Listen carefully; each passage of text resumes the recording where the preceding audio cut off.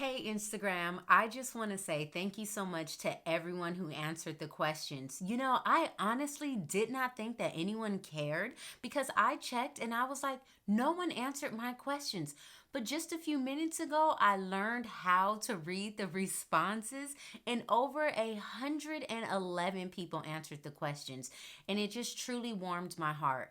It let me know that whether you are going through this or know someone going through this, you still cared enough to take the time and answer the questions. So I just wanted to come on here really quick just to clarify some things. So one of the questions was, is infertility a woman's issue, male issue, both, or it just depends?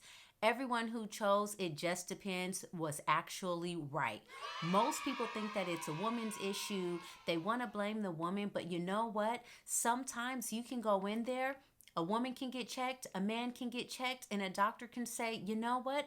We really don't know, but because you've been trying for so long, let's try this. Another question was, is IVF the only option for infertility? There's many options. You can do IVF. You can do IUI. These are two different procedures. Some people just need help with medication to help their periods come, or many different things. They can work on their health. They can work on their spiritual health. So many different options. Another question was, and this is the one that was a little bit confusing, but it could be because of the way that I asked the question. Can women get more eggs than what they're born with? And that answer is no. From my own personal experience, to improve the quality of eggs, I guess that can be a yes or no. Anyone who knows this answer can clarify it for me, please, in the comments, or send me a DM. But from my experience, I didn't do anything prior to my egg retrieval. No special eating regimen, getting sleep, drinking water. I didn't even know what to do prior to my egg retrieval except for the shots. And I had an obscene amount of eggs that were retrieved.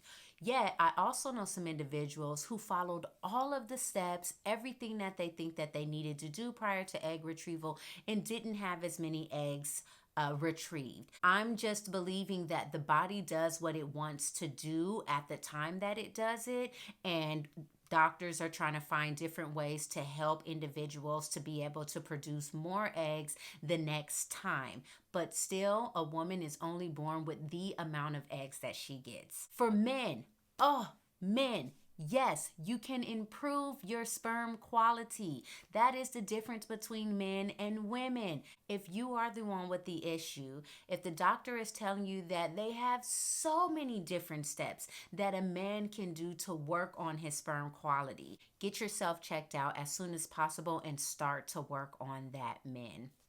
And last, I asked a question that I am so excited to answer. Can you know the sex prior to embryo transfer? And the answer is yes. That is through genetic testing. And that is something that my husband and I did. And I mean, we're thinking that we're just getting our embryos genetically tested just to make sure that all chromosomes were there and that our embryos looked good. And little did we know, we were able to find out how many girls we have frozen and how many boys we have frozen.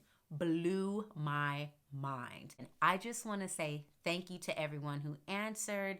I will definitely be incorporating another quiz. If you're not going through this, I'm pretty sure that there's someone that you know who has shared with you that they're going through this, or who may not be comfortable sharing, but would truly appreciate you knowing when they do decide to share. So thank you so much. You all have warmed my heart.